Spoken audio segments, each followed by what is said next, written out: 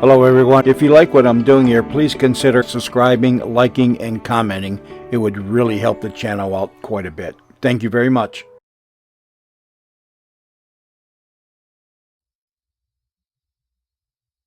This is your FBI.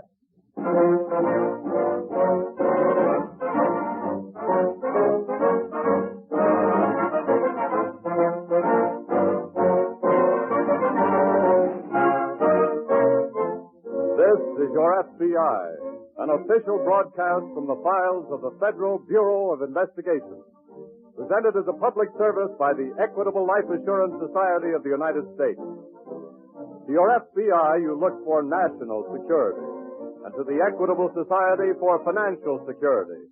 These two great institutions are dedicated to the protection of you, your home, and your country.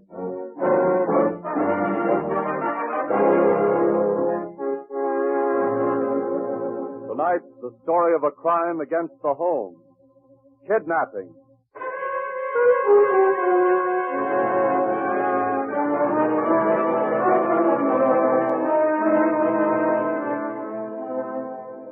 Just as it takes a special type of criminal to become a Hitler, so it takes a special type to become a kidnapper.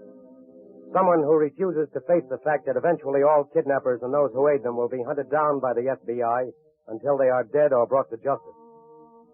Such criminals aren't born, they're made.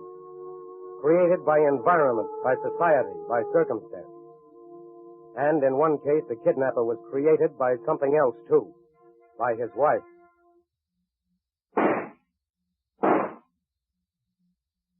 Sally.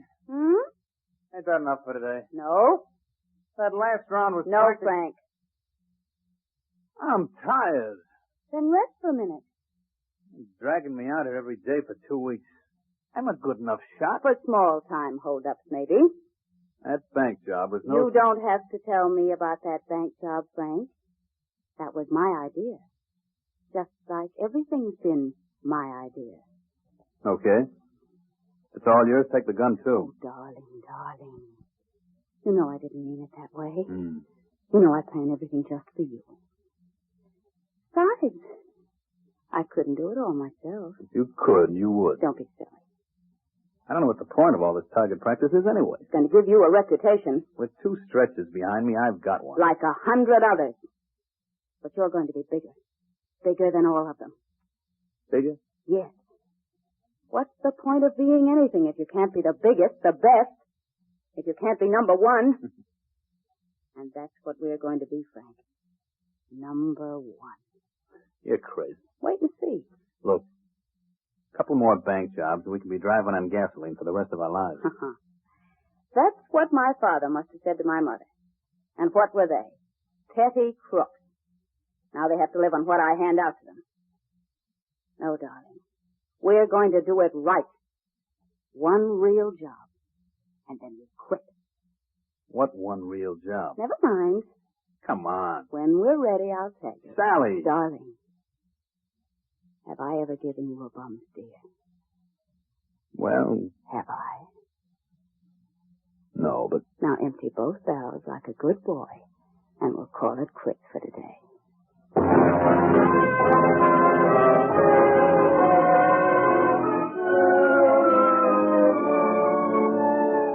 Professional criminals don't work alone, they help each other. The most successful are those who get the most help, and they get it through their reputations in the crime world. Sally Hadley learned this the way most people learn things, through experience. She made her husband an expert with a sawed-off shotgun, and then she made herself his press agent. She gave him a name, Shotgun Hadley. She passed out shells as souvenirs. She planned robberies and hold-ups, saw that he carried them out perfectly. She built up his reputation, and then she was ready. Ready for really big game. Ready for that hot Saturday night in July when an Oklahoma millionaire named Walter Montgomery was playing cards on the screen porch of his home with his wife and his best friend. There's no point in playing with you, Henry.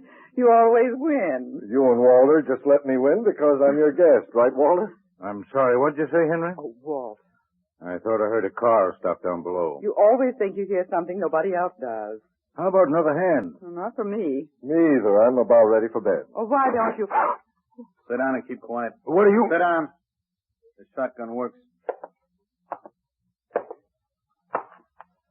Which one of you is Walter Montgomery? What do you want to know? Never mind. Which one of you is Montgomery? Which one of them's your husband, lady? Okay, I'll take both of them. But you can't. Shut up. Come on your feet, boys. We're going for a little drive. If you ever want to see your husband again, stay away from the phone, Mrs. Montgomery. I told you the shotgun works.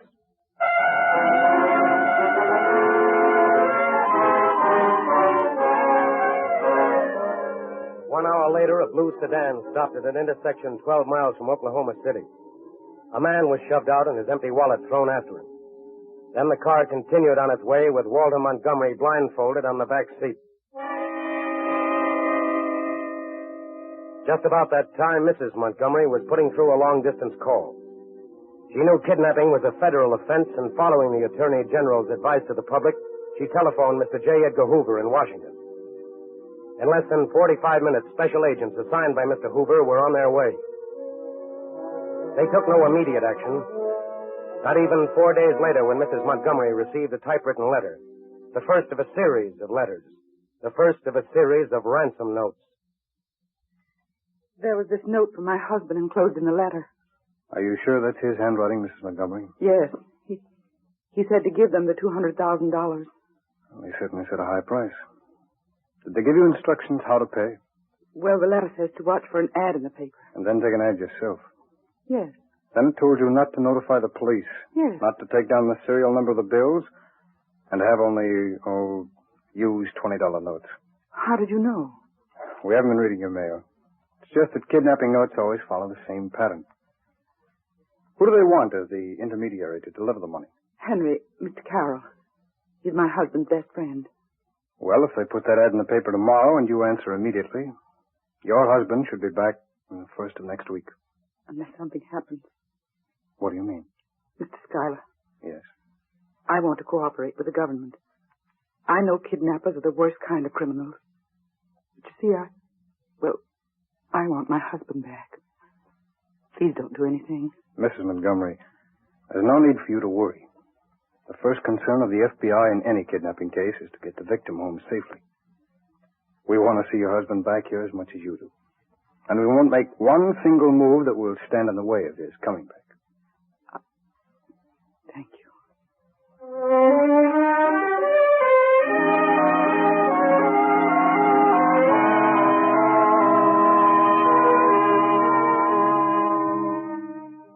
3 days later, arrangements were made to have a satchel containing $200,000 thrown from the observation platform of a speeding train at a certain spot in Oklahoma. Although no one knew it, the serial number of every bill was taken down and listed. And 9 days after he was kidnapped, Walter Montgomery came home to his wife. He hadn't had much sleep. He was very tired, but he was safe. He was alive. He was home.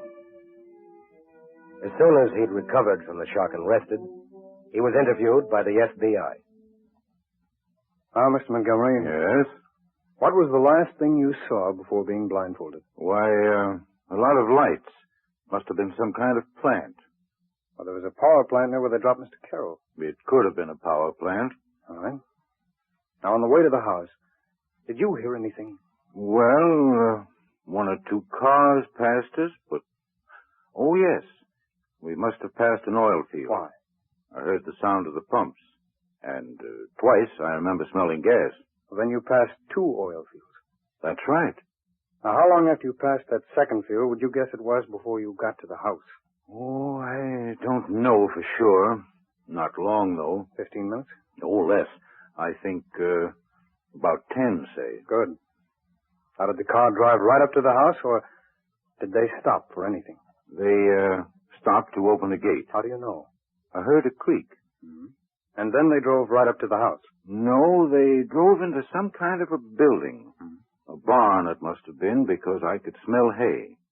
Well, then the house is probably a farmhouse. Yes. Yes. Was it close to the barn? It was exactly 12 steps away. I counted them. Glad you did. Now tell me, did you have to go up any steps to the house. 3. And they creaked. What happened when you got inside? Well, they put cotton in my ears and taped it over with adhesive so I couldn't hear what they said. But every morning I could hear a rooster crow, and then about, less than a minute afterward, the sound of an airplane passing over the house. An airplane? Did you hear it every day? Yes. No.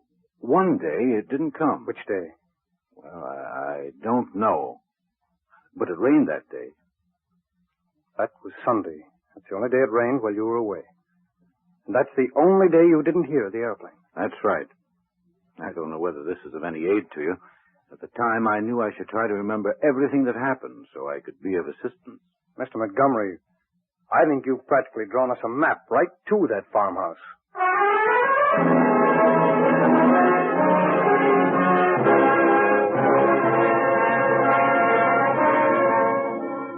For the FBI, anything can be a clue. The lights on a power plant, the smell of an oil field, the sound of an airplane. Using the information gotten from Mr. Montgomery, special agents mapped a circle, a ring around the approximate location of the farmhouse. They went to the airlines, checked schedules, checked flights, checked what line did not run a plane on that one Sunday. They figured over approximately what area the early morning flight passed, and the ring around the farmhouse grew smaller, tighter, closer. Now the FBI agents moved into the ring looking for the farmhouse. Looking for a farmhouse with a gate wide enough for a car to pass through. A farmhouse with a barn only 12 steps away. 12 steps away from a porch with 3 creaking stairs. 4,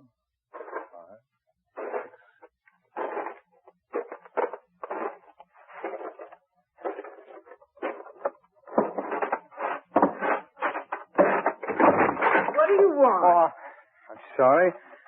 I didn't know there was anyone home. Well, you can see I'm home, can't you? Yes. What do you want? I'm representing a real estate company in Tulsa. We're looking over farms in this neighborhood with a view to buying them. You want to buy this farm? Does it belong to you?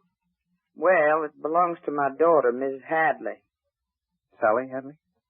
Yes. You know her? I've heard of her. Oh. Do you know where I can get in touch with her? I can speak for her. She was going to give me the place anyways, now. Mm-hmm. You want to buy it? Well, looks like the right place to me. But I'll have to have some of the men in my company look it over this afternoon, if it's all right with you. Oh, it's fine with me. You'll be here. Yeah, I'll be here. As long as I can count on seeing you later. Oh, don't worry. You can count on seeing me. Definitely.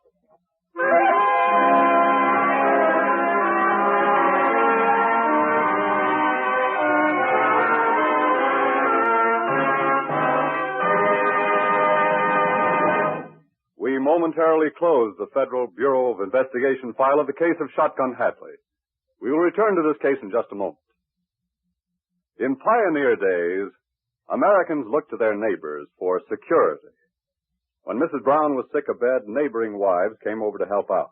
If her husband died, neighbors saw to it that she and her children had clothes, food, and shelter. But as the nation grew in population, as life became more complex, this neighborly security was no longer sufficient. To take its place, in the year 1859, a group of Americans founded the Equitable Life Assurance Society of the United States. Today it has grown into a strong mutual organization in which each member enjoys the advantages of association with 3,200,000 good neighbors who have pooled their dollars to protect each other. The equitable management then puts these dollars to work in ways that benefit the entire nation. Equitable funds encourage home ownership. They lend the farmer a helping hand. They finance great industries on which our prosperity depends. So is it not right and proper to speak of life insurance funds as one of democracy's greatest assets? By serving its members, the Equitable serves America. And now, back to the file on Shotgun Hadley, Kidnapper. Small things, but enough for the FBI special agents to move swiftly on the trail of the kidnappers. The parents of Sally Hadley were arrested and jailed. Throughout the nation, the FBI sent a list of the serial numbers on the ransom money, sent a description of the kidnapper, sent the call, find Shotgun Hadley. To the FBI, Frank Hadley was another criminal who had to be caught. To the nation, he was public enemy number one. To his wife, with whom he shared a hotel suite in St. Louis, Shotgun Hadley was a frightened fool. We don't have to get out of here. Now sit down and cool off, darling. Sally, they've got the serial numbers of this dough. Shall I mix you another drink, too? They've picked up some of the bills already. Frank, will you sit down and relax? Sure. Sit down and wait for them to clap us in jail along with your mother and father. They're not going to put us in jail because they're not going to catch us. They will if we don't get on the move. We'll move. But there's something we've got to do first. What? Sit down. What for? Come on. Oh. That's it, darling. Now, you're going to write a letter. A letter? Mm-hmm. Here's a pen and paper. Just write what I tell you. Who's it to? Just write what I tell you. Dear Mr. Hoover. What? Are you... Go on. Dear Mr. Hoover, while you and your men are knocking yourselves out... Sally, what No, are change that to wearing yourselves out. I am living on the fat of the land. Go on, darling. Wait a minute. What's the rest of this going to say? Oh, it's going to say that he'll never catch you because you're too good for him. What? You did this alone, all by yourself, without anyone's help. And you did. What are you trying to do, tie a noose around my neck? Frank, This is a confession. you've got my poor mother and father in jail, and I've got to get them out. By having me confess? Look, he knows you did it anyway. This will just clear my folks and show him that you're not afraid of anyone. It'll just put me in jail instead of them. Oh. You're really afraid of your own shadow, aren't you, darling? Sally, listen. You listen to me. Now, when I married you, I thought you were a man. I thought you were a man who could be the number one boy in this country. I thought you had guts. Sally, What are you afraid of? You are number one now. You've got to show them that. You've got to show them that they're the ones to be afraid. You've got to show them that you're too big to touch. Because you are, Frank. You are. Sally, look. If we mail the letter We're from here, not going to. I'm going to send it to a friend of mine in Chicago and have her mail it from there. When they get it, they'll see how big you are. They'll see you don't care. Yeah, sure. And then tomorrow, we're going to buy another car, and before they even have a chance to look at the bills, we'll be on our way. Okay, honey, okay. You just don't realize what a big man you've become. Now, what have you written? Dear Mr. Hoover, while you and your men are... Wait, I've got a wonderful idea. An idea that will top the whole thing off. What now?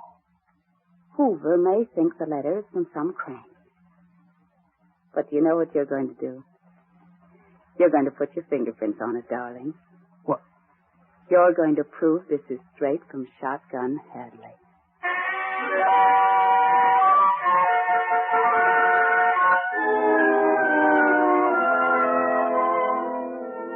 From Chicago, from Dallas, from Denver, from cities all over the West come letters to the FBI. And as the letters turn up, money turns up too, ransom money. $20 bills reported by alert citizens to the FBI. $20 bills that put the FBI closer on the trail of Frank and Sally Hadley. But Sally Hadley has gotten impatient. Leaving her husband in a small house near Memphis, she buys a cheap gingham dress, a red wig, and a second-hand car. And with complete unconcern drives right back to Oklahoma. On the way, she gives a lift to two hitchhikers, a man and his 8-year-old daughter. I guess your little girl is asleep, Mr. Butler. Yeah. She was awful tired. Of course she was. Well, we'll get her a good dinner as soon as we get to town. Oh, you've been so nice, I couldn't let you do anything else for us, ma'am. Oh, don't be silly. I want to. Besides, she reminds me of my own little girl. Oh, do you have one? Yes, by my first husband. He died, poor man, and Frank, that's my second husband, he won't let my little baby live with us. Oh, that's terrible. Well, he isn't a very nice man. Mr. Butler. Yeah? Can I trust you? Of course. I'm in terrible trouble, and I've got to speak to somebody. I just got to get help from someone. Ma'am, if there's anything at all I can do... Well, maybe you won't say that when you know the truth. I'm Sally Hadley, and my husband is Shotgun Hadley. The kidnapper? Yes. Gee. I didn't know what kind of a man he was when I married him. Well, it's a little too late for that now, isn't it? But he's done terrible things to me, too, to my little girl, to my family. Oh. Because of him, my poor mother and father are in jail now, and Mr. Butler, I just got to get them out. But the papers... I know, but anything my father and mother did, he made them do at the point of that shotgun of his. Oh, Mr. Butler, will you do me a favor, please? Will you just go to Oklahoma City and see my lawyer for me? Sure. You see, I can't go because the police are looking for me. But I want him to get a message to the FBI for me. I want him to tell them that if they'll release my mother and father, I'll tell them where my husband is. I'll be glad to take your message, Mrs. Hadley. Only... Only what? Well, my little girl... Oh, don't worry about her. I'll keep her here with me. Why, she'll be as safe as my own little girl would be.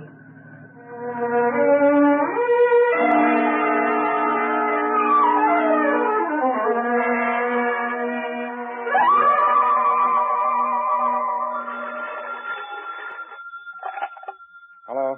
Schuyler speaking. Oh, yes. No, not just yet. I'm trying to reach the bureau in Washington. May I call you back in a few minutes? Fine. Goodbye. Mrs. Hadley's lawyer again. Pretty anxious for our answer, isn't he? Yes. You suppose he seriously thinks we're going to release the mother and father, Schuyler? I don't know. Maybe he's as crazy as Sally Hadley. There's a sweet double-crosser for you. Ready to sell out her own husband. Well, if he's half as tough as his reputation, I don't blame her. I wonder if she was crazy enough to come back here to Oklahoma. She might be. One sure thing, though. We know she hasn't been to a lawyer's office. I don't think we can stall him much longer. We don't have to. He's covered by now, and as soon as we find Sally Hadley's intermediary, we'll find her. And her sharpshooting husband. Right. Will you get Mrs. Hadley's lawyer for me, please?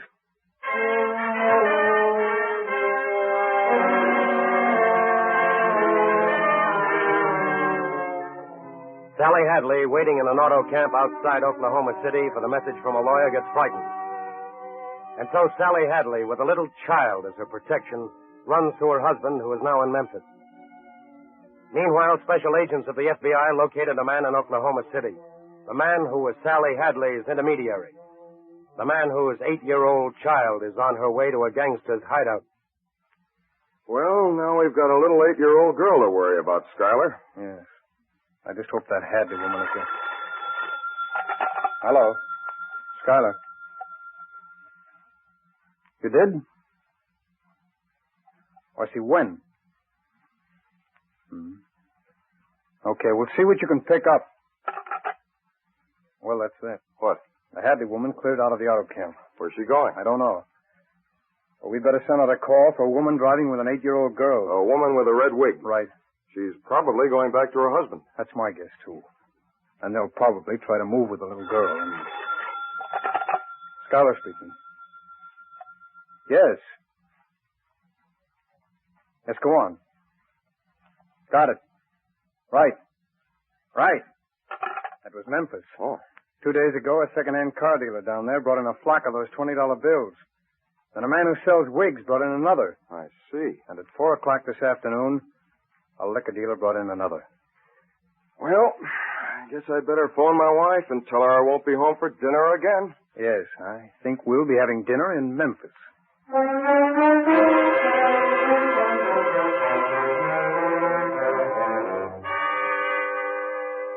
At 4:15 one September morning, a little girl sat on the Memphis railroad station. A frightened little girl clutching a ticket that would take her back to her father. But a little girl who remembered that she had had supper in a frame house near the edge of the city, and that she had seen a shotgun in that house. At 5:35 that same morning, agents of the FBI and local officers surrounded the frame house. They were armed with guns to battle against the murderous reputation of a man called Shotgun Hadley.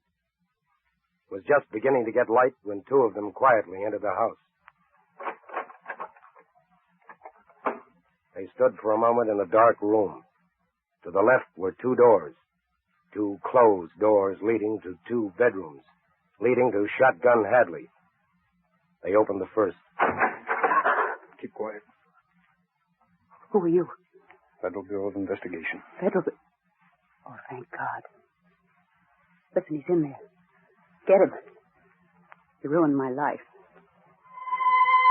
That was Sally Hadley, the woman who had planned the kidnapping. The woman who later tried unsuccessfully to convince a jury that she was innocent. The woman who cared no more for her husband than she did for his gun. But she had built up a tremendous reputation for him. And now, as the FBI agents moved to the door of his bedroom, they checked their guns. They tried to anticipate the blast of that shotgun. And then, in a quick movement, they rushed the door to Frank Hadley. There was no battle, no fight, no shooting. Frank Hadley, kidnapper, Frank Shotgun Hadley, public enemy number one, stood against the wall, his hands raised high, his knees shaking. Don't shoot, G-Man. Don't shoot.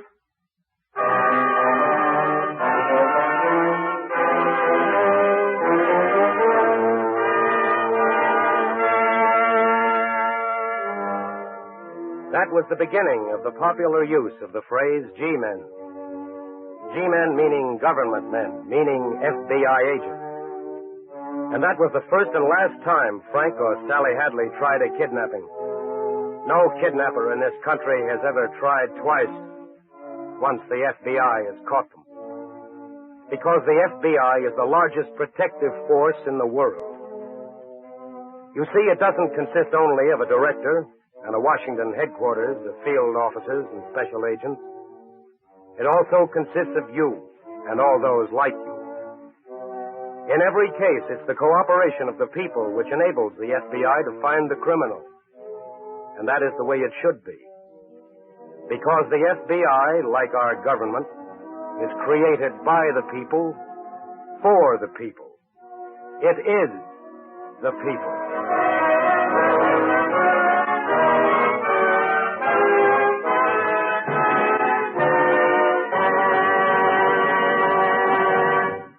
Have you ever said to yourself, no, I can't possibly buy an extra war bond? And then you find yourself thinking of someone you know in the Army or Navy, your son, your brother, your neighbor. And you think, what are your sacrifices compared to his? And so somehow or other you find the money for that extra war bond. Remember the extra satisfaction you felt? Well, that's how members of the Equitable Life Assurance Society of the United States feel about the special campaign their society is conducting this month. All premium dollars received from new Equitable policies written in April will be matched with an equal number of dollars by the Equitable, and the combined total will be used to purchase extra war bonds during the 7th War Loan Drive in May. Remember, these war bonds will be over and above the Equitable's other purchases, which amounted to the largest single subscription in both the 5th and 6th War Loan Drives. In wartime, Equitable dollars are fighting dollars, and at all times they are security dollars for you, your home, your country.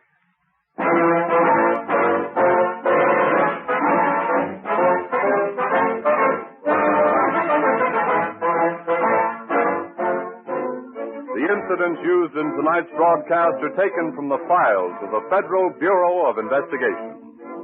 However, all names used are fictitious, and any similarity thereof to the names of persons living or dead is accidental.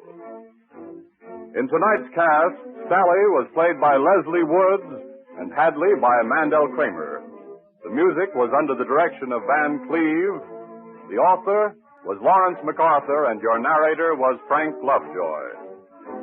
This is Your FBI is a Jerry Devine production. This is Carl Frank speaking for the Equitable Life Assurance Society of the United States and inviting you to tune in again next week at this same time, for this is Your FBI.